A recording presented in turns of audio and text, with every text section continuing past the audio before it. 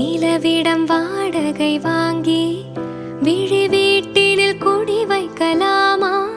நாம் வாழும் வீட்டுக்குள் வேறாரும் வந்தாலே தகுமா? தென்மலை தேக்குக்கு நீதான் உந்தன் தோள்களில் இடம் தரலாமா?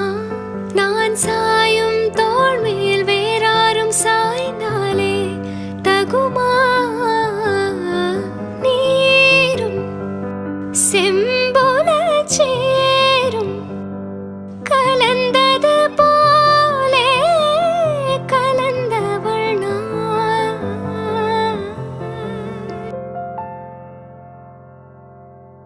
Hi friends, welcome to Ashyam Bharathi vlog. இன்னைக்கு விலாக் வந்து பார்த்தீங்கன்னா, ஒரு பிஸியான டே விலாக்னு வந்து சொல்லலாம். தீபாவளி முடிஞ்சதுலேருந்து பார்த்தீங்கன்னா, ரொம்ப பிஸியா தான் இருக்கும். இந்த பிஸிலயும் பார்த்தீங்கன்னா, ஒரு சில விலாக்லாம் வந்து எடுத்து வச்சிருந்தேன். அந்த விலாக் தான் உங்க கூட வந்து ஷேர் பண்ணிக்க போறேன். எல்லா ஊர்லயும் மழை எப்படி இருக்குன்னு சொல்லுங்க. இப்ப புயல் வேற வருதுன்னு சொல்லியிருந்தாங்க. இன்னும் எங்க ஊர் சைட்லாம் ஒன்னையும் காணோம். மழையுமே வந்து பார்த்தீங்கன்னா, எங்க ஊர் சைட்ல அந்த அளவுக்கு இல்ல. ஏதோ சுமாரா வந்து கொஞ்சம் மழை பெஞ்சிட்டே தான் இருந்தது. ரொம்ப மழை பெய்ற மாரிலாம் பெய்யல. சும்மா தூறல் மாரி வந்து போட்டுக்கிட்டே தான் இருக்கு. இருந்தாலுமே எப்ப வெயில் வரும் அப்படின்ற மாரி தான் இருக்கு.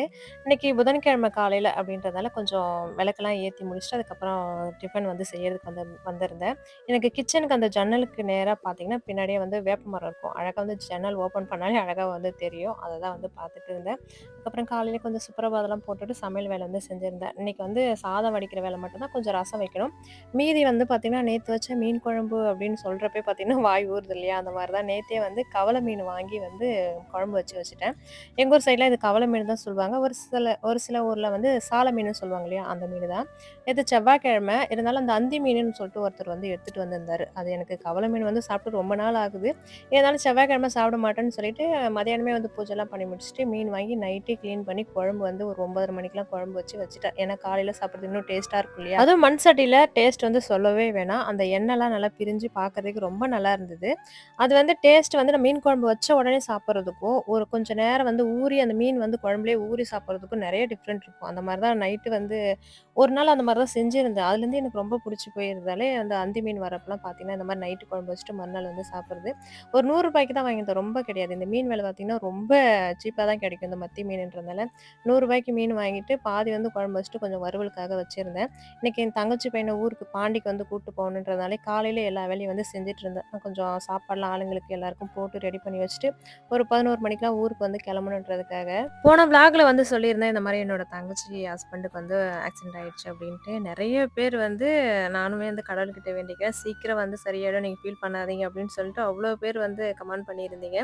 எல்லாத்துக்குமே ஒரு மனசு இருந்தா மட்டும் தான் இந்த மாரி ஒரு விஷயம்லாம் வந்து சொல்ல முடியும். ஒரு பிறந்த நாள் வாழ்த்து கூட சொல்றதுனா கூட பார்த்தீங்கன்னா, அதுக்கும் ஒரு மனசு வேணும் சொல்றதுக்குலாம். சும்மா போற போக்குல விளாக் வந்து பார்த்துட்டு அப்படியே தட்டி தட்டி விட்டு போறவங்களும் இருக்காங்க. இதுக்குன்னு கமெண்ட் பண்றதும் வந்து பார்த்தீங்கன்னா, எனக்கு ரொம்ப சந்தோஷமா இருந்தது. ஒருத்தவங்க கேட்கறது.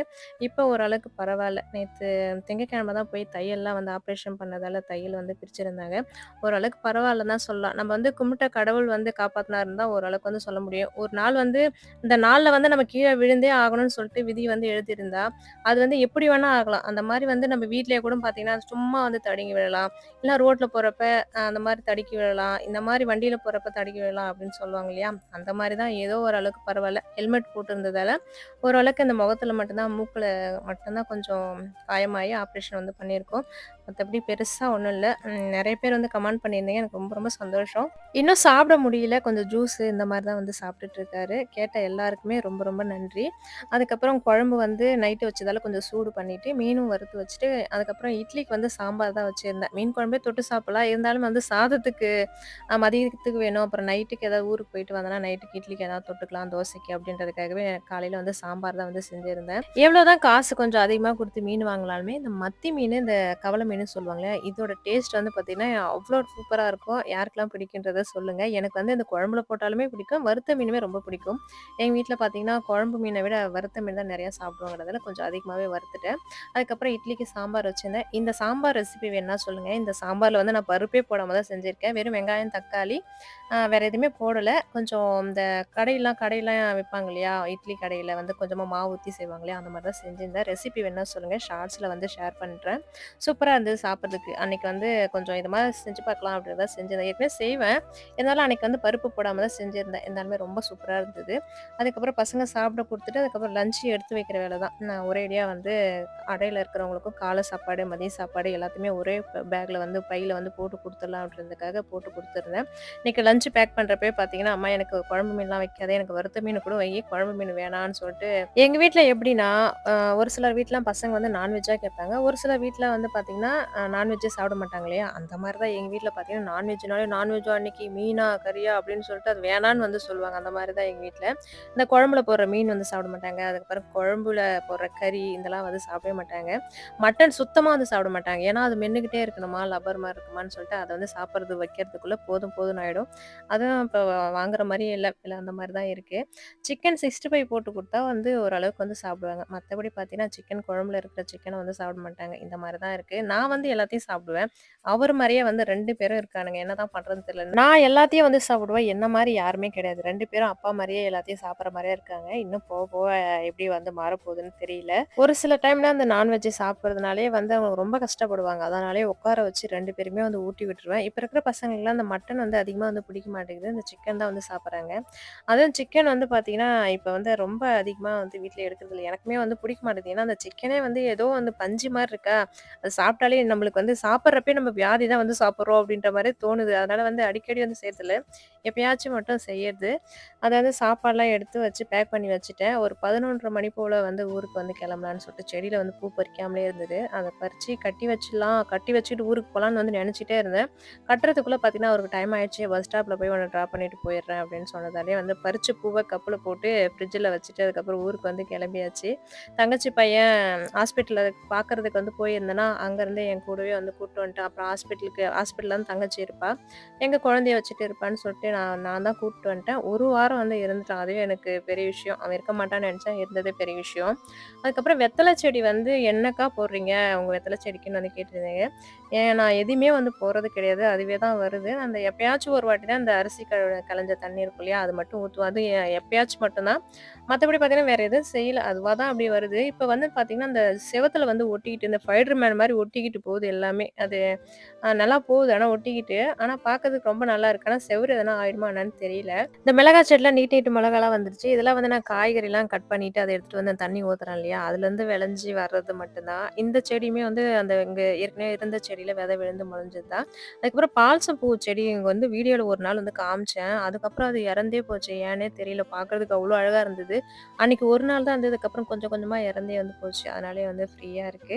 அதுக்கப்புறம் ஊருக்கு பாண்டிக்கு வந்து கிளம்பியாச்சு. ஊருக்கு போற குஷியில 1 வாரம் இங்க இருந்துட்டு வீட்டுக்கு போற குஷியில பாருங்க. அவன அப்படியே பார்க்கறதுக்கு அப்படியே பாவமா மூஞ்ச வச்சுட்டு போறான். இதுல ஒரு பெரிய விஷயம் என்னன்னா, 1 வாரம் இங்க இருந்துட்டு நான் வீட்டுக்கு போய் விட்டுட்டு நான் வீட்டுக்கு போறேன்னு சொல்றப்ப, "இல்ல நீ போக்கூடாதும்மா, நானும் உன் கூட வரேன்" அப்படின்னு சொல்லிட்டு என்ன போவே விடவே இல்ல. எனக்கா ஆச்சரியமா போச்சு. வீட்டுக்கு போன உடனே, "நீ போ வீட்டுக்கு.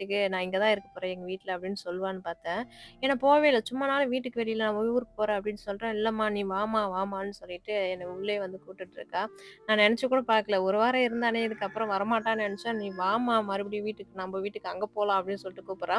நான் வீட்ல போய் விட்டுட்டு வந்து அதுக்கப்புறம் வீடியோ கால் பண்றேன். "நீ உன்கிட்ட பேச மாட்டேன். நீ என்ன விட்டுட்டு போயிட்டல்ல" அப்படின்னு சொல்லிட்டா.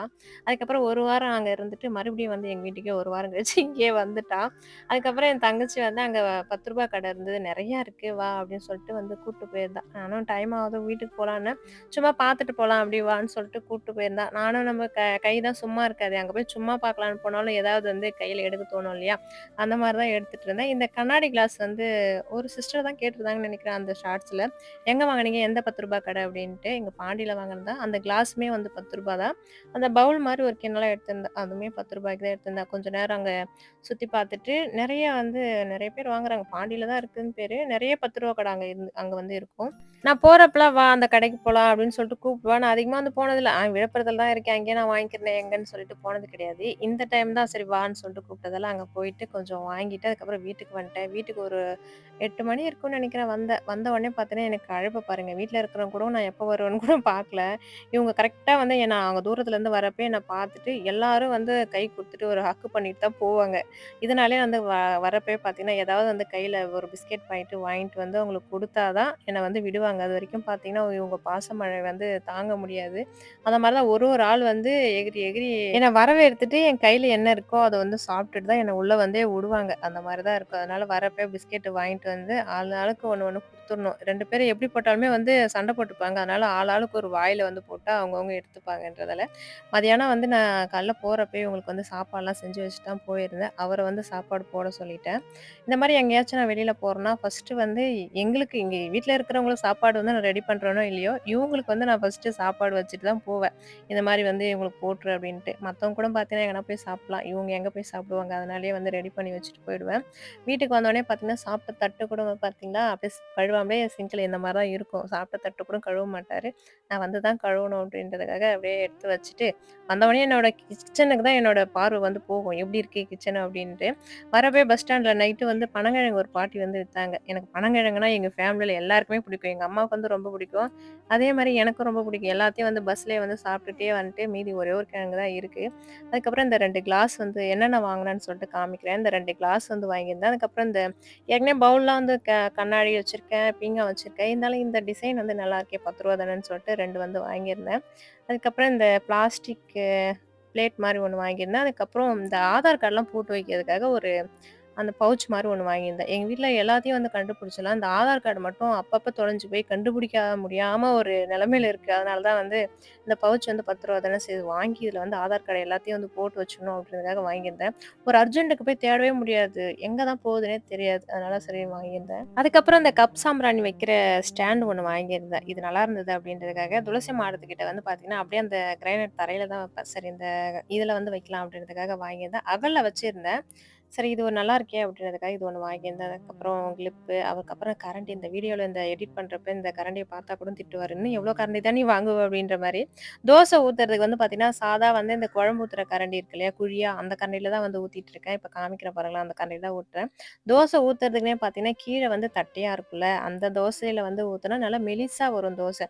இதுதான் நான் ரொம்ப நாளா வந்து தேடிக்கிட்டு இருந்தேன். நான் வந்து பாத்திர கடையில கூட பார்த்ததுக்கு ரூ. 70, ரூ. 80, ரூ. 120 அப்படி இருந்தது. இங்க வந்து ரூ. 30ன்னு சொல்லிட்டு தான் அந்த கரண்டி வந்து இருந்ததா, சரின்னு சொல்லிட்டு அந்த கரண்டியுமே வந்து வாங்கிட்டேன். அதுக்கப்புறம் அந்த தலையில போடுற கிளிப்பு, அதுக்கப்புறம் இந்த பிரேஸ்லெட் நல்லா இருந்ததுன்னு சொல்லிட்டுருந்தாங்க. சரி நம்ம 2 பேருமே ஒண்ணு எடுத்துக்கலாம் அப்படின்னு சொல்றதுக்காக அவ ஒண்ணு எடுத்துக்கிட்டு, நான் ஒண்ணு எடுத்துக்கிட்டேன். இப்பலாம் அந்த மாரி போறது கிடையாது. இருந்தாலும் சரி நல்லா இருக்கே அப்படின்ட்டு ரூ. 10 தானே சொன்னோம் எடுத்துக்கோ அப்படின்னு சொல்லிட்டு சொல்லியிருந்தா. அதுக்கப்புறம் இந்த கை போக முடியாத சைட்லாம் தேய்ச்சு கழுவுறதுக்கு இந்த பிரஷ் ஒண்ணு அங்க பார்த்துருந்தேன். சரி வாங்கிக்கலாம் அப்படின்னு கேஸ் அடுப்புல, அதுக்கப்புறம் பைப்ல கொஞ்சம் கையெல்லாம் போக முடியாத இடத்துல தீத்தி கழுவலாம் அப்படின்றதுக்காக இது ஒண்ணு வாங்கியிருந்தேன். அதுக்கப்புறம் ஆஷா இதெல்லாம் தான் கொஞ்சம் வாங்கியிருந்தேன். ஃபர்ஸ்ட்டு இந்த கடைக்கு போறப்ப, எனக்கு எதுக்கு நான் எதுவும் வாங்க மாட்டேன். என்ட்ட எல்லாமே தான் இருக்கு. இதுக்கப்புறம் எதனா வாங்குனா மாமாவே திட்டுவாரு. கிண்ணம், தட்டு இதெல்லாம் வாங்குனது ஏற்கனவே ஏகப்பட்டது இருக்குதுன்னு சொல்லியிருந்தேன். போய்க்க நம்ம கை வந்து சும்மா இருக்காதுல்ல. இதெல்லாம் தான் கொஞ்சம் வாங்கிட்டு வந்திருந்தேன். அன்னைக்கு டே அப்படிதான் இதோட இந்த விளாக முடிச்சுக்கிறேன். இன்னைக்கு நம்ம ஃபேமிலில ஜெயதேவி சிஸ்டரோட ட்வின்ஸ் பேபிக்கு வந்து பிறந்த நாள். ஹன்சிகாவுக்கும், அவந்திகாவுக்கும் 5வது வந்து பிறந்த நாள். இனிய பிறந்தநாள் வாழ்த்துக்கள் தங்கம். எப்போ ரொம்ப சந்தோஷமா, ஹேப்பியா இருக்கணும். இந்த வீடியோ பிடிச்சிருந்தா லைக் பண்ணுங்க. இப்பதான் என்னோட சேனல ஃபர்ஸ்ட் டைம் பார்க்குறீங்கன்னா மறக்காம சப்ஸ்கிரைப் பண்ணுங்க.